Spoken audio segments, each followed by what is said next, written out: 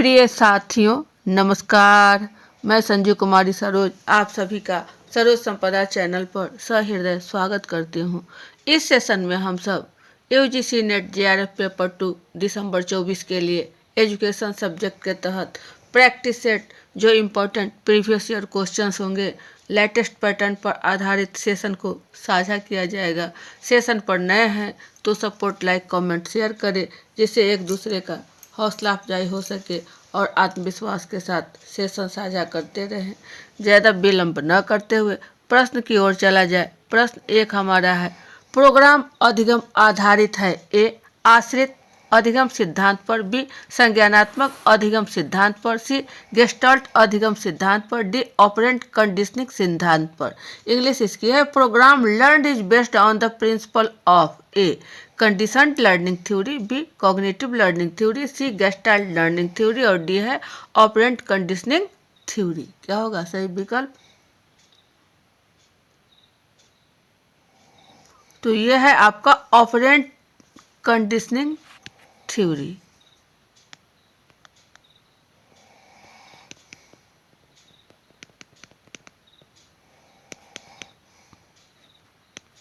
Option D की ओर operate conditioning सिद्धांत पर। यह रहा आपका सही आंसर का मिलान, ऑप्शन डी। नेक्स्ट क्वेश्चन 2 की ओर, राष्ट्रीय अध्यापक शिक्षा परिषद एनसीटीई द्वारा मान्यता प्राप्त अध्यापक शिक्षा कार्यक्रम है। ए पूर्व विद्यालय शिक्षा में डिप्लोमा, बी प्रारंभिक शिक्षा में डिप्लोमा, सी कला शिक्षा में डिप्लोमा, डी शारीरिक शिक्षा में परा स्नातक, ई शिक्षा में कला स्नातक। इंग्लिश इसकी है, the programmes on teacher education organised by National Council for Teacher Education NCTE are A diploma in preschool education DPSC, B diploma in elementary education DElEd, C diploma in arts education programmes arts, D master of physical education और E है bachelor of arts in education. क्या होगा सही विकल्प हमारा? ABCD के option से।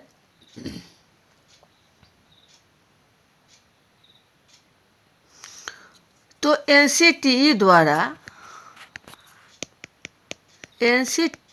द्वारा जो टीचर एजुकेशन प्रोग्राम है उसके तहत उसमें आपको बीएड नहीं है, बीएड यानी bachelor of arts in education, यह कार्यक्रम उसमें नहीं है।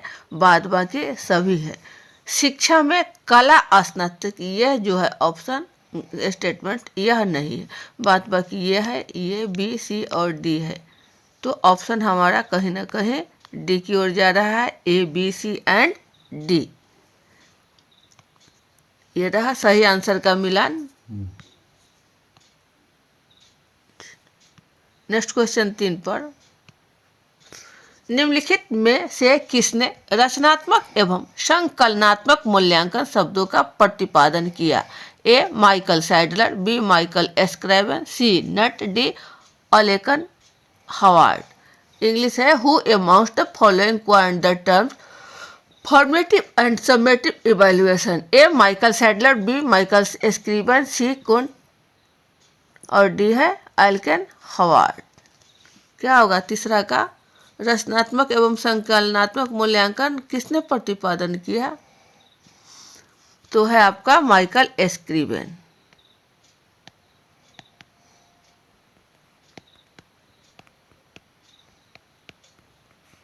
ऑप्शन बी की ओर सही आंसर। चलिए नेक्स्ट क्वेश्चन 4 की ओर, अध्यापन शास्त्र। ए अध्यापन का एक तरीका और प्रथा है, बी इसमें अध्यापन शैली, अध्यापन सिद्धांत और फीडबैक मूल्यांकन सम्मिलित है, सी इसमें कक्ष में पाठ्यक्रम विषय वस्तु को संपादित करने की शैली शामिल है, डी इसमें वांछित है कि शिक्षकों को विद्यार्थियों की आयु भिन्नता एवं पढ़ाई जाने वाले विषय वस्तु की प्रकृति से प्रभावित नहीं होना चाहिए। Pedagogy. A it's a method and practice of learning, B encompasses teaching style, teaching theory and feedback assessment. C involves the style of transacting the curriculum content in classroom. D require teachers not to get influenced due to difference in the age of students and nature of content to be delivered. इसमें सही विकल्प क्या हो जाएगा? ABCD में हमारा। तो pedagogy जो है यह बच्चों के लिए शिक्षा शास्त्र है। उसको किस प्रकार से शिक्षण दी जाए उसके संदर्भ में है। तो अध्यापन के एक तरीका और प्रथा इसमें बताया जाता है। चलिए यह सही है। इसमें अध्यापन शैली, अध्यापन सिद्धांत और फीडबैक शामिल है, बिल्कुल सही है। इसमें कक्ष में पाठ्यक्रम, विषय वस्तु को संपादित करने की शैली शामिल है, सही है। और डी कह रहा है कि इसमें वांछित है कि शिक्षकों को विद्यार्थियों की आयु भिन्नता एवं पढ़ाई जाने वाले विषय वस्तु की प्रकृति से प्रभावित नहीं होना चाहिए। यही कहीं ना कहीं आपको यह स्टेटमेंट गलत दिख रहा है, क्योंकि आयु भिन्नता एज जो है और पढ़ाई जाने वाली वस्तु दोनों में संदर्भित होना चाहिए। तो ऑप्शन हमारा क्या हो रहा है? ए, बी और सी कथन जो है कहीं ना कहीं ऑप्शन ए की ओर जा रहा है। सही आंसर का मिलान ये रहा option A, B and C. Next question 5 पर।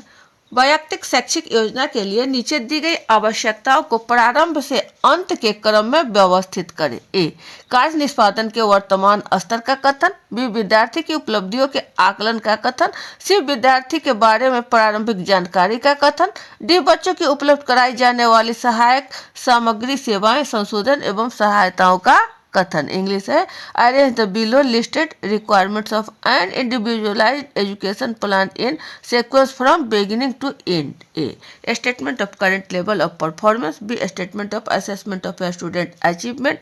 सी, statement of preliminary information about the student. D, statement of aid service modifications and support to be provided to the child. E, statement of academic and functional goals.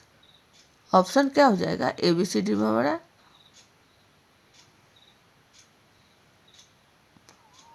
कह रहा है प्रारंभ से अंत के क्रम में, सीक्वेंस में सजाने के लिए कि सबसे पहले कौन सा हमारा आएगा, यही है सवाल हमारा।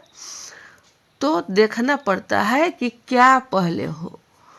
शैक्षिक वैयक्तिक योजना यानी IEP, इंडिविजुअलाइज्ड एजुकेशन प्लान।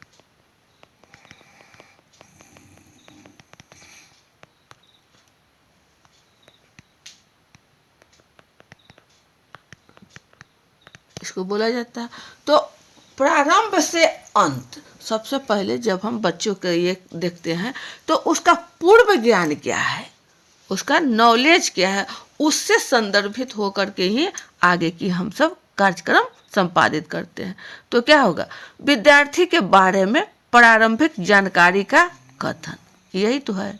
सबसे पहले हमारा क्या आएगा? सी आएगा। सी आएगा तो ऑप्शन सी कैंसिल और डी कैंसिल कहीं ना कहीं।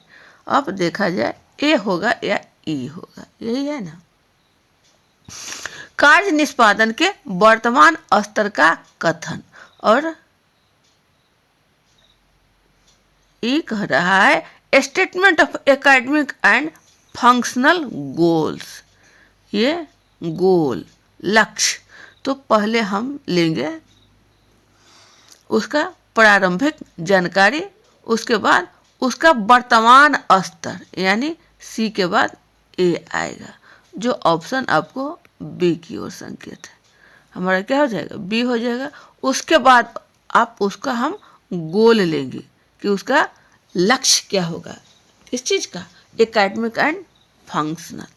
CAE पुनः डी, बच्चों की उपलब्ध कराई जाने वाली सहायक सामग्री, सेवाएं, संशोधन एवं सहायताओं का कथन। और अंत में है आपका उपलब्धि का आकलन, असेसमेंट जो है सो अंत में उसका किया जाएगा। इस प्रकार हमारा सही ऑप्शन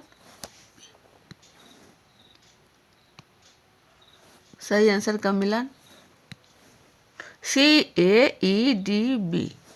नेक्स्ट क्वेश्चन 6 पर UNCRPD शब्द संबंधित है। ए दिव्यांग व्यक्तियों के व्यवस्थापन हेतु संयुक्त राष्ट्र सम्मेलन से। बी दिव्यांग व्यक्तियों के अधिकारों पर संयुक्त राष्ट्र कॉन्फ़िगरेशन से। सी दिव्यांग व्यक्तियों के अधिकारों पर संयुक्त राष्ट्र सम्मेलन से। डी दिव्यांग व्यक्तियों के अधिकारों पर संयुक्त राष्ट्र समागम से।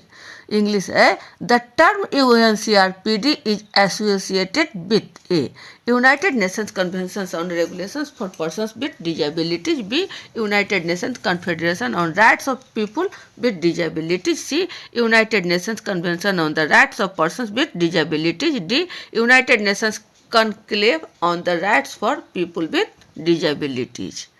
क्या होगा?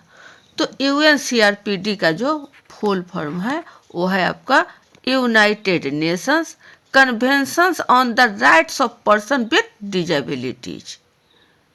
Rights of person with disabilities ये आपको RPD हो गया। और ये कहाँ से लिया गया? तो United Nations conventions on the rights of person with disabilities. Option C की ओर है। ये रहा हमारा सही आंसर का मिलान दिव्यांग व्यक्तियों के अधिकारों पर संयुक्त राष्ट्र सम्मेलन से। नेक्स्ट क्वेश्चन 7 पर अरस्तु का उपदेश निम्नलिखित के लिए दार्शनिक आधार बना। ए वास्तविकतावाद के लिए। बी आदर्शवाद के लिए। सी प्रकृतिवाद के लिए। डी अस्तित्ववाद के लिए। इंग्लिश है Aristotle teaching become the philosophical foundation for A realism. B idealism. C naturalism और डी है एग्जिस्टेंशलिज्म। क्या होगा सही हमारा 7 का? तो अरस्तु जो है वो है आपका रियलिज्म वास्तविकतावाद के लिए। इन्होंने उपदेश जो कहीं कहीं टीले पर चढ़कर जोर जोर से ये दार्शनिक आधार बना वास्तविकता के लिए। ऑप्शन ए सही आंसर का मिलान। नेक्स्ट क्वेश्चन 8 पर राष्ट्रीय अध्यापक शिक्षा परिषद के अनुसार निम्नलिखित में से कौन सी संस्था एक समेकित संस्था है? ए एक संस्था जो एकमात्र अंडर ग्रेजुएट कार्यक्रम चला रही हो। बी एक संस्था जो एकमात्र स्नातकोत्तर कार्यक्रम चला रही हो। सी एक संस्था जो बहुशिक्षक शिक्षा कार्यक्रम चला रही हो। डी एक संस्था जो एकमात्र डिप्लोमा कार्य चला रही हो। इंग्लिश है according to National Council for Teacher Education which of the following is a composite institution? A an institution offering a single undergraduate program. B an institution offering a single postgraduate program. C an institution offering multi-teacher education program. D an institution offering a single diploma program. क्या होगा सही हमारा? तो राष्ट्रीय अध्यापक शिक्षा परिषद जो है NCT यह क्या करता है? यह जो है बहु शिक्षक शिक्षा कार्यक्रम का संस्था है। यानी an institution offering multi teacher education programme. Option C की ओर।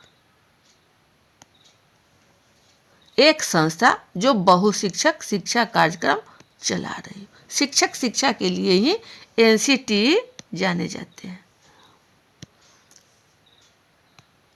सही आंसर का मिलान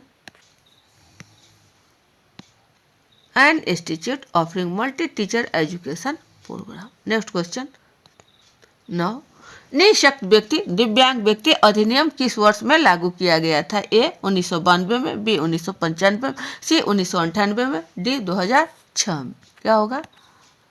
तो ये है हमारा 1995 में दिव्यांगजन या निःशक्त जन।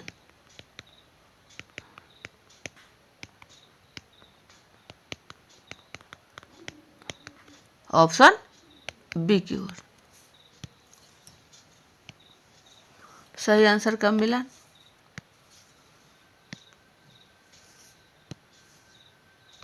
चलिए 10 पर है। सूची 1 के साथ सूची 2 का मिलान करना है। सूची 1 में है शैक्षिक निर्देशन और सूची 2 उससे संबंधित है।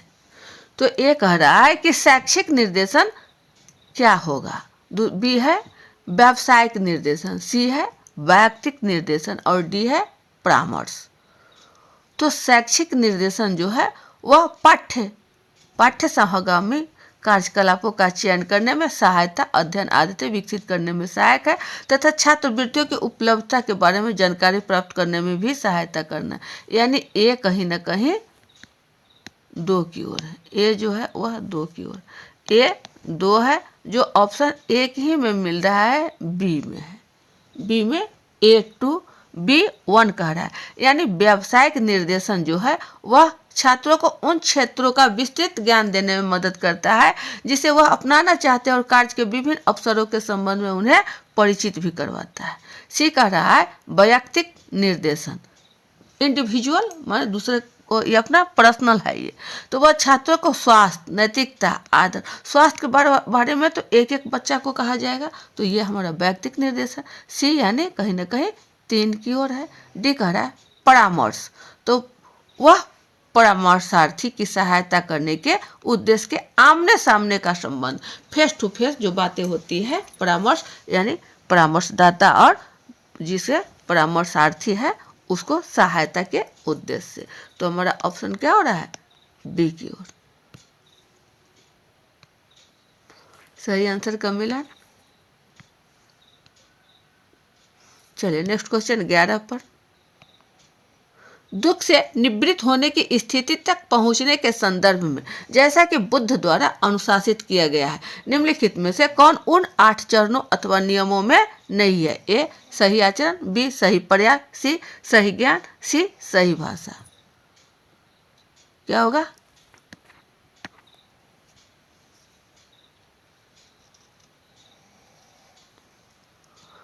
तो इसमें जो है आपको सही ज्ञान नहीं है। सम्यक दृष्टि, सम्यक प्रयास, सम्यक वाक, दिसवाक आपुसस, इसका जो 8 है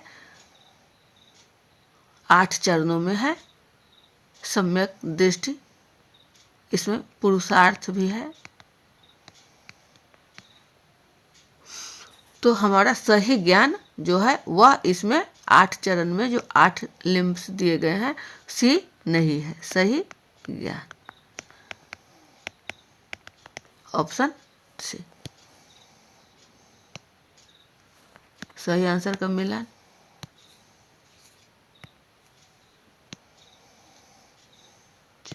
बारह पर।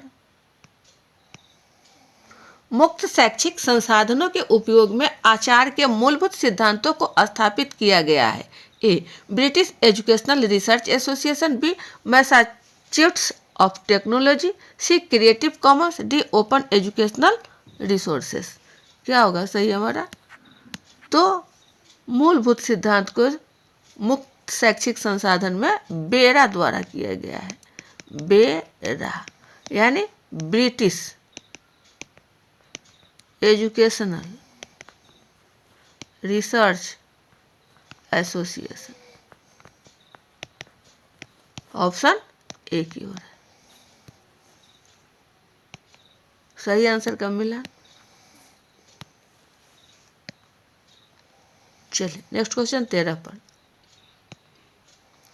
शैक्षिक प्रबंधन के मूलभूत कार्य के रूप में योजना में कुछ उपागम चरण शामिल है, इन्हें क्रमवार व्यवस्थित करें। ए योजना परिसरों का विकास, बी लक्ष्य का निर्धारण, सी विविध विकल्पों की रूपरेखा वर्णन और अपेक्षित लक्षण की प्राप्ति हेतु उनमें से सर्वाधिक उपयुक्त विकल्प का चयन करना, डी अपेक्षित संसाधनों का निर्धारण और आवंटन, ई वह सुनिश्चित करना कि सभी संबंधितों को योजनाओं के बारे में सूचित कर दिया गया है।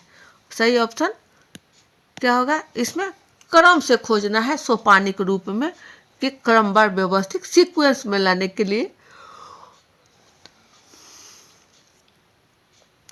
तो सबसे पहले जब सीक्वेंस में हो तो हम देखेंगे एनालिसिस या गोल, यानी विश्लेषण या उसका लक्ष्य क्या है। इसी से हम अपने सीक्वेंस को सही दिशा दृष्टि दे सकते हैं। तो यहाँ आपको लक्ष्य का निर्धारण, यह जो है गोल, ये सबसे पहले आएगा, यानी हमारा कहीं ना कहीं बी होगा स्टेटमेंट शुरू से। तो ए कैंसिल, बी कैंसिल, सी और डी में देखा जाए बी जो हमारा हो गया 1 नंबर पर। उसके बाद देखें ए, योजना परिसरों का विकास, हमारा योजना परिसर का विकास इसके बाद होना चाहिए, डेवलपमेंट होना चाहिए। जब हमारा लक्ष्य बन गया तो उसके बाद ही ना हम योजना बनाएंगे कि किस प्रकार से लक्ष्य तक पहुंच जाए। तो बी के बाद कहीं ना कहीं ए होगा, न कि विविध विकल्पों की रूपरेखा। पहले हम योजना बनाएंगे, उसी के बाद तो डिजाइन करेंगे, तो ये कहीं ना कहीं बाद में आएगा। तो योजना के बाद हमारा सी ही आएगा, बी ए सी। उसके बाद क्या हमारे पास रिसोर्स है उसका निर्धारण करना और उसका डिस्ट्रीब्यूशन करना, और अंत में सभी को इस संबंधित के बारे में सूचित किया जाना। अंत में हमारा ई हो रहा है, B A C D E, option C सही आंसर का मिलान ऑप्शन सी। नेक्स्ट क्वेश्चन 14 की ओर। शिक्षा वाणी एक श्रवण आधारित सीखने की पहल है जिसकी शुरुआत की गई है। ए एनसीटीई द्वारा, बी आरसीआई द्वारा, सी यूजीसी द्वारा और डी है सीबीएसई द्वारा। क्या होगा सही विकल्प ए बी सी डी में। तो शिक्षा वाणी कहीं ना कहीं यह अनाउंसमेंट से निर्भर है। एनसीटी टीचर एजुकेशन से संदर्भित है, आरसीआई यह भी नहीं होगा, और यूजीसी हायर एजुकेशन के लिए। तो सीबीएसई द्वारा जो है वह शिक्षा वाणी कार्यक्रम जो प्रसारित की जाती है उसके संदर्भ में है। ऑप्शन हमारा डी हो जाएगा। सही आंसर का मिलान ऑप्शन डी, एनसीबीएसई। नेक्स्ट क्वेश्चन 15 पर।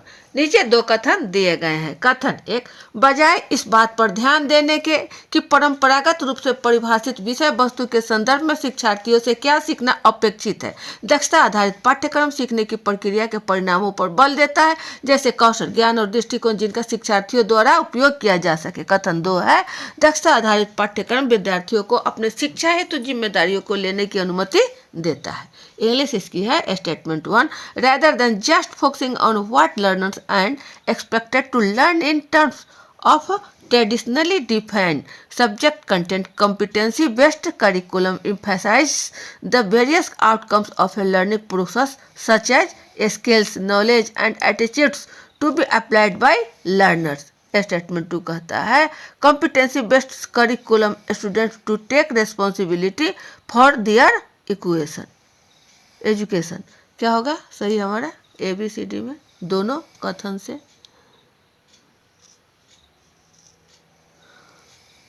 तो दक्षता आधारित कॉम्पिटेंसी बेस्ड जो है वह शिक्षा हेतु जिम्मेदारी लेने को अनुमति देता है, यह जिम्मेदारी की अनुमति देता है कॉम्पिटेंसी बेस्ड।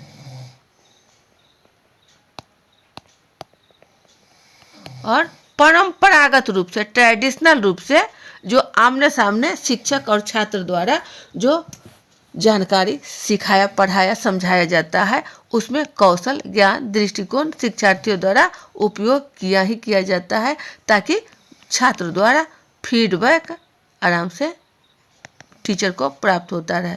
तो कथन 1 भी सही है और कथन 2 भी सही है, यानी ऑप्शन हमारा ए की ओर। Statement 1 and statement 2 are true. ये रहा इसका सही आंसर का मिलान ऑप्शन ए। तो ये थे आपके कुछ महत्वपूर्ण चुनिंदा प्रश्न जो परीक्षोपयोगी 2024 दिसंबर के होने वाली परीक्षा के लिए है। सेशन पर नए हैं तो सपोर्ट, लाइक, कमेंट, शेयर करें। वीडियो ज़्यादा लंबा न बने इसलिए सेशन को यहीं बाइंड अप किया जाता है। अगले सेशन में पुनः अच्छे प्रश्नों को लेकर उपस्थित होंगे। तब तक के लिए जय हिंद, वंदे मातरम।